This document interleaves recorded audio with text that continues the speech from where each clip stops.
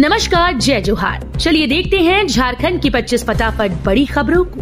पर इससे पहले आप वीडियो को कहां से देख रहे हैं, कमेंट में बताना बिल्कुल न भूलें। संवैधानिक संस्थाओं को पंगु बनाकर रख रही हेमंत सरकार।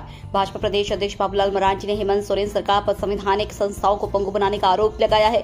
उन्होंने कहा कि लोकायुक्त, महिला आयोग और सूचना आयोग जैसे महत्वपूर्ण पदों पर वर्षों से नियुक्तियां नहीं हुई हैं, जिससे भ्रष्टाचार विरोधी कार्रवाई बाधित है। मरांडी ने तत्काल इन पदों पर नियुक्ति की मांग की है ताकि संबंधित कार्यों को सही तरीके से किया जा सके। जनसंख्या को परिसीमन का आधार बनाया तो घट जाएंगी आदिवासियों के लिए आरक्षित सीटें। जाति जनगणना के बाद कांग्रेस की अगली रणनीति निजी क्षेत्र के शिक्षण संस्थानों में ओबीसी युवाओं को आरक्षण दिलवाना है।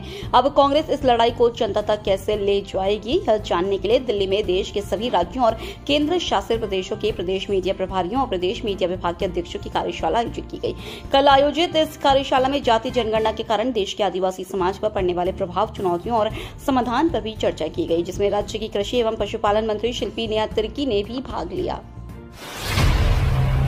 रांची यूनिवर्सिटी में नए पाठ्यक्रमों की होगी शुरुआत। शारीरिक शिक्षा से जुड़े व्यावसायिक पाठ्यक्रमों में दाखिले की जा रहने वाले छात्रों के लिए अच्छी खबर है। रांची विश्वविद्यालय ने अगले शैक्षणिक सत्र से बीपीएड, एमपीएड और बीपीएससी पाठ्यक्रमों की शुरुआत का निर्णय लिया है। इस निर्णय पर आरयू के कुलपति डॉक्टर अजीत कुमार सिन्हा ने आधिकारिक मुहर लगा दी। शुक्रवार को कुलपति की अध्यक्षता में हुई बैठक में इन पाठ्यक्रमों को लागू करने के लिए कई स्तरों पर विस्तृत चर्चा की गई। बैठक में कार्यान्वयन को लेकर विभिन्न समितियां गठित की गई है, जिनका कार्य जल्द से जल्द आवश्यक पत्राचार करना, खेल मैदान तैयार करना, क्लासरूम और अन्य अवसंरचनाओं के लिए भूमि चिन्हित करना होगा।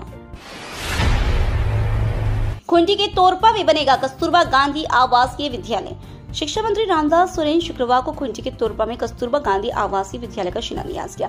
इस मौके पर उन्होंने सभा को संबोधित करते हुए कहा कि राज्य में पहले हमारे लोग शिक्षा का महत्व नहीं जानते थे, लेकिन अब बच्चों की शिक्षा पर माता पिता ध्यान देने लगे हैं।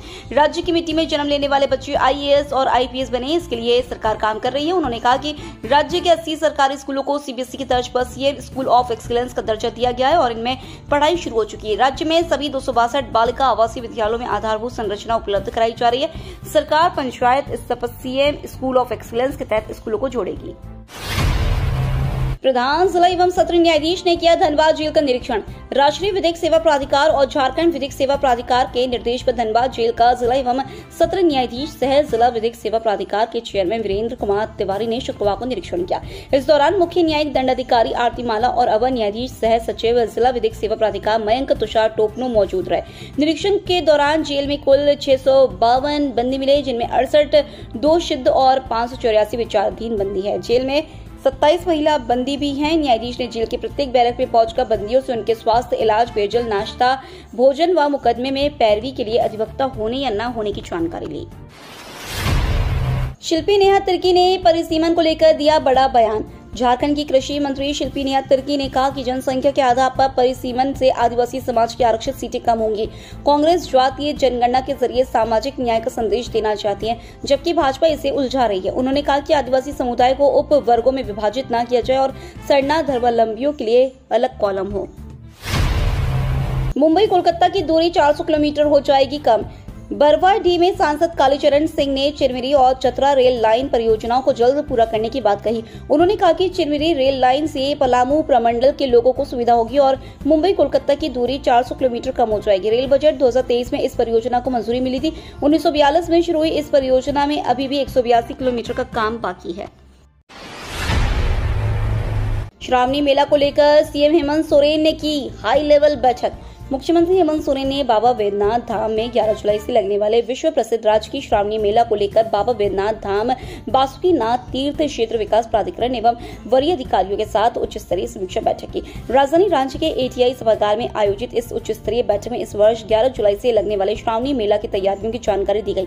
इस अवसर पर मुख्यमंत्री ने अधिकारियों को संबोधित करते हुए कहा कि श्रावणी मेला में देश विदेश से श्रद्धालु आते हैं, इसमें उनकी सुरक्षा एवं सुविधाओं का पूरा ध्यान रखा जाना चाहिए। श्रावणी मेला हमारी आस्था का बड़ा केंद्र है। श्रावणी मेला के कारण झारखंड को देश दुनिया में एक अलग पहचान मिली है। हर वर्ष लाखों की संख्या में श्रद्धालु बाबा नगरी आते हैं।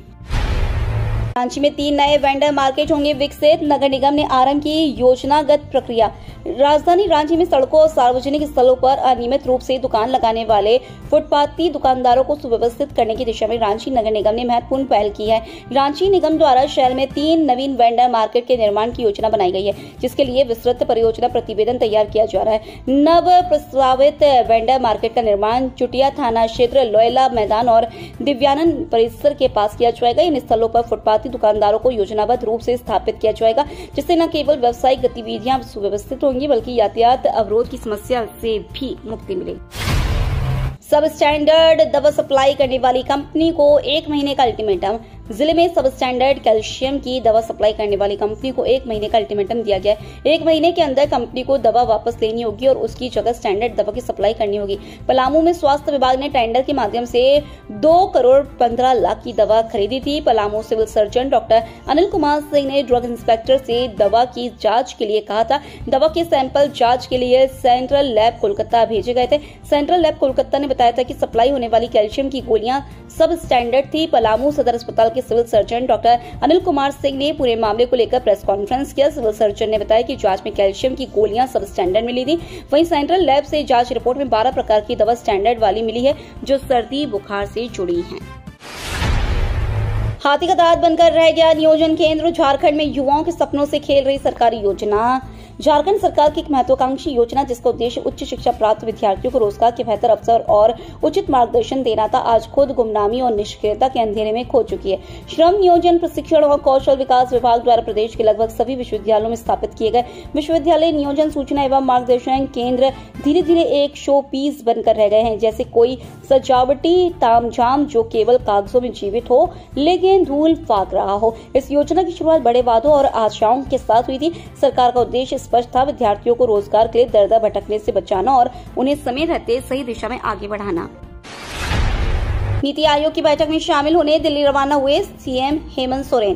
प्रधानमंत्री नरेंद्र मोदी की अध्यक्षता में आज 24 मई को नीति आयोग शासी निकाय की बैठक में भाग लेने के लिए मुख्यमंत्री हेमंत सोरेन रांची से नई दिल्ली के लिए रवाना हो चुके हैं। इस बैठक में नगर विकास विभाग द्वारा विकसित भारत 2047 के तहत रोड मैप पेश किया जाएगा। नीति आयोग की बैठक में मुख्यमंत्री के अलावे झारखंड सरकार के कई आला अधिकारी मौजूद रहेंगे। प्रधानमंत्री नरेंद्र मोदी की अध्यक्षता में होने वाली इस बैठक में केंद्रीय गृह मंत्री अमित शाह और वित्त मंत्री निर्मला सीतारमण मौजूद रहेंगे। नेता प्रतिपक्ष बाबूलाल मरांडी को लगता है डीजीपी से डर। नेता प्रतिपक्ष बाबूलाल मरांडी को राज्य के डीजीपी अनुराग गुप्ता से डर लगने लगा है। ऐसा क्यों हो रहा है, इसको लेकर उन्होंने भाजपा प्रदेश कार्यालय में मीडिया कर्मियों को संबोधित किया। बाबूलाल मरांडी ने कहा कि डीजीपी अनुराग गुप्ता और कानूनी रूप से काम कर रहे इस तरह के डीजीपी किसी की हत्या कर दे तो उनके खिलाफ क्या कार्रवाई होगी। उन्हें ना सस्पेंशन का डर नहीं है क्योंकि उनकी सर्विस समाप्त हो चुकी है। इस प्रकार से क्राइम करने के लिए ही डीजीपी अनुराग गुप्ता मुख्यमंत्री ने रखा है। बाबूलाल मरांडी ने कहा कि मुझे खुद डर है कि वह कब और किससे हमला करवा दे, इसके लिए कौन जिम्मेदार होगा यह मुख्यमंत्री को बताना चाहिए। कोई लीगल नहीं है, उसके बावजूद वह डीजीपी के पद पर काम कर रहे हैं। यह आश्चर्य की बात है, भारत के किसी भी राज्य में ऐसी स्थिति नहीं है। विदेश में पढ़ाई करने की रखते हैं चाहत, झारखंड सरकार की यह योजना करेगी मदद। अगर आप झारखंड से हैं और उच्च शिक्षा के लिए विदेश जाना चाहते हैं लेकिन आर्थिक तंगी की वजह से ख्वाब पूरा नहीं हो रहा है, ऐसे में घबराइए नहीं। झारखंड सरकार एक ऐसी योजना लाई है जिसके तहत आप भी विदेश में पढ़कर अपने सपने को साकार कर सकते हैं। सरकार द्वारा ऐसे तमाम होनहार छात्रों के लिए मरांग गोमकिक जयपाल सिंह मुंडा पारदेशीय छात्रवृत्ति योजना लाई गई है। साल 2021 से शुरू इस योजना के तहत अब तक झारखंड के कई छात्र इसका लाभ उठा चुके हैं। शुरुआत में इस योजना के तहत 10 विद्यार्थियों को ही उच्च शिक्षा के लिए विदेश भेजा जा रहा था, बाद में इसकी संख्या 25 की गई। हालांकि सरकार इस योजना के तहत विद्यार्थियों की संख्या 50 करने का निर्णय पूर्व में ले चुकी है, जिसकी अधिसूचना जारी होना अभी बाकी है। भारत और पाक ने 23 जून तक बंद किया एयर स्पेस। भारत ने पाकिस्तानी विमानों के लिए अपना एयर स्पेस 23 जून तक बंद रखने का फैसला किया। इसको लेकर भारत ने NOTAM यानी नोटिस टू एयरमैन जारी कर दिया। इधर पाकिस्तान ने भी भारतीय विमानों के लिए अपना एयर स्पेस 23 जून तक बंद कर दिया है। पाकिस्तान ने भी NOTAM जारी कर दिया है। एयर स्पेस बंद करने का मतलब यह है कि इस दौरान भारत या पाकिस्तान के विमान एक दूसरे के एयर स्पेस का इस्तेमाल नहीं कर सकते। आरबीआई करेगा सरकारी खजाने पर नोटों की बारिश, सरकार को 2 करोड़ 69 लाख देने का ऐलान। भारतीय रिजर्व बैंक वित्त वर्ष 2024-25 के लिए केंद्र सरकार को 2,69,00,000 का डिविडेंड देगा। यह अब तक का सबसे ज्यादा डिविडेंड है। केंद्रीय बैंक ने शुक्रवार 23 मई को रिकॉर्ड डिविडेंड देने की घोषणा कर दी। इससे पहले केंद्रीय बैंक ने मार्च 2024 में 2,10,00,000 रुपए का डिविडेंड दिया था। पिछले बार के मुकाबले इस बार 27.4% ज्यादा है। वहीं 2022-23 के लिए भुगतान 87,416 करोड़ रुपए था। झारखंड में कभी भी बंद हो सकता है आयुष्मान योजना के तहत इलाज। झारखंड के मरीजों के लिए सबसे भरोसेमंद योजना का लाभ मरीजों को मिलना कभी भी बंद हो सकता है। झारखंड के करीब 750 अस्पतालों को पिछले 3.5 महीने से आयुष्मान योजना के तहत हुए इलाज के पैसे का भुगतान नहीं किया गया है। Association of health care providers of India Jharkhand chapter और IMA ने संयुक्त तौर पर प्रेस कॉन्फ्रेंस कर कहा कि पिछले 3.5 महीने से अस्पतालों की करीब 450 करोड़ रुपए बकाया है, जिसका भुगतान नहीं किया जा रहा है। भुगतान नहीं होने से अब अस्पतालों के पास संसाधनों के लिए खर्च करने के पैसे खत्म हो रहे हैं। झारखंड में आंधी तूफान और बारिश के बीच मानसून को लेकर बड़ा अपडेट। झारखंड, कोल्हान समेत पूरे राज्य में गुरुवार को दोपहर बाद मौसम ने करवट ली और तेज बारिश के साथ गर्मी से परेशान लोगों को राहत मिली। करीब 3:30 बजे से काले बादलों ने आसमान को घेर लिया और इसके बाद लगभग 7 मिलीमीटर बारिश दर्ज की गई। बारिश से उमस भरी गर्मी से राहत मिली और लोगों ने चैन की सांस ली।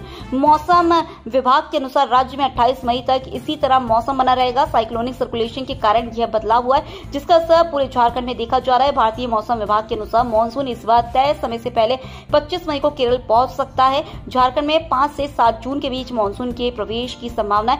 राज्य में मानसून आने के लगभग 10 से 12 दिन पहले से मौसम में बदलाव देखा जा रहा है। कई जिलों में बारिश, गरज चमक और तेज हवाओं का सिलसिला शुरू हो गया है। मानगो में फ्लैट देने के नाम पर 18 लाख की ठगी। मानगो के ओल्ड पुलिया रोड कुआ बस्ती स्थित एक अपार्टमेंट में फ्लैट देने के नाम पर ठगी का मामला सामने आया है। इस संबंध में पीड़िता शहबाज शेख ने मानगो थाना में प्राथमिकी दर्ज कराई है। शिकायत के अनुसार फ्लैट बुकिंग के नाम पर उससे 18,50,000 रुपए वसूले गए, लेकिन बाद में फ्लैट देने से इनकार कर दिया गया। शहबाज शेख ने आरोप लगाया कि अपार्टमेंट का निर्माण नसीम शेख और यास्मीन अख्तर ने मिलकर किया था। उन्हीं दोनों ने फ्लैट देने का ऑफर दिया था। आरोप है कि रकम लेने के बाद जब फ्लैट की मांग की गई तो आरोपी मुकर गए। झारखंड में बड़ी सतर्कता। मलेरिया और डेंगू जैसी मच्छर जनित बीमारियों से बचाव को लेकर झारखंड जुगसलाई नगर परिषद ने सतर्कता बढ़ा दी है। ऊंचे भवनों की छतों पर जल जमाव रोकने के लिए ड्रोन की मदद ली जा रही है।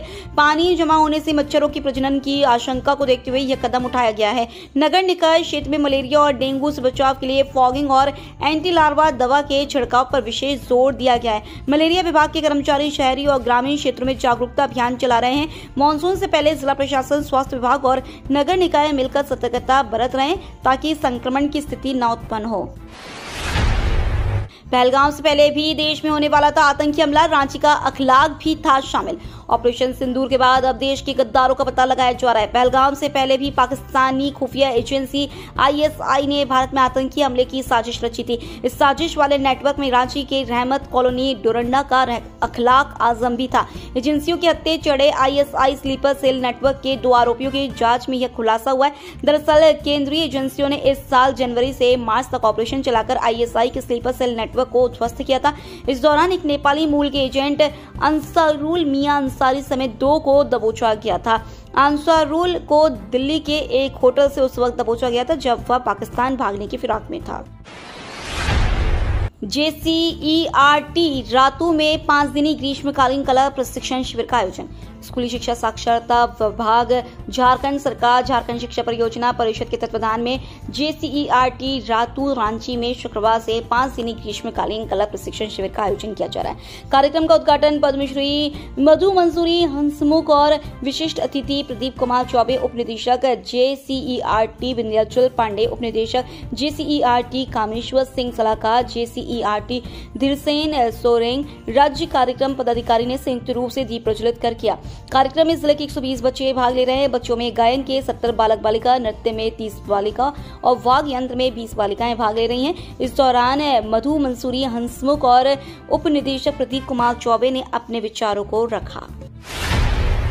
छात्रों को हेलमेट पहनकर बाइक चलाने की दिलाई गई शपथ। तोरपा में गुरुवार को हुए एक दर्दनाक सड़क हादसे में एक छात्र की मौत और 2 अन्य की गंभीर रूप से घायल होने की घटना ने स्थानीय स्कूल कॉलेज को झंझोर दिया है। आए दिन कम उम्र के छात्र युवाओं की सड़क दुर्घटना का शिकार होने से अभिभावकों और शिक्षण संस्थानों में चिंता का माहौल है। इस घटना के मद्देनजर शुक्रवार को संत जोसेफ कॉलेज तोरपा में सड़क सुरक्षा को लेकर विशेष जागरूकता अभियान चलाया गया। कार्यक्रम में छात्रों को यातायात नियमों की जानकारी दी गई और उन्हें हेलमेट पहनकर बाइक चलाने की शपथ दिलाई गई। बाइक चलाते समय तेज रफ्तार से बचे। प्राचार्य कॉलेज के प्राचार्य फादर गैब्रियल सुरीन ने कहा है कि सड़क दुर्घटनाओं में सबसे अधिक मौतें हो रही हैं और युवा असमय काल के गाल में समा रहे हैं। जिले भर में 52 हेक्टेयर में धान व 15,700 में होगी मक्के की खेती। 50% अनुदान में मिलेगा। खरीफ फसल की तैयारी में जुटा विभाग, बीज का किया डिमांड। जामताड़ा कृषि विभाग खरीफ फसल की तैयारी में जुट गया है। जिले भर में 52,000 हेक्टेयर में धान की खेती होगी, जबकि 15,700 हेक्टेयर में मक्के की खेती, 16,700 हेक्टेयर में दलहन की खेती करने का लक्ष्य है। वहीं 860 हेक्टेयर में तेलहन की खेती और 960 हेक्टेयर में मोटे अनाज की खेती जिले भर के किसान करेंगे। कृषि विभाग की ओर जिले के किसानों को 50% अनुदान में बीज उपलब्ध कराने के लिए डिमांड भी भेज दिया है। उम्मीद है अगले सप्ताह में जिला को बीज में भी उपलब्ध हो जाएगा। राजद का सांगठनिक चुनाव 31 मई तक कराने का दिया निर्देश।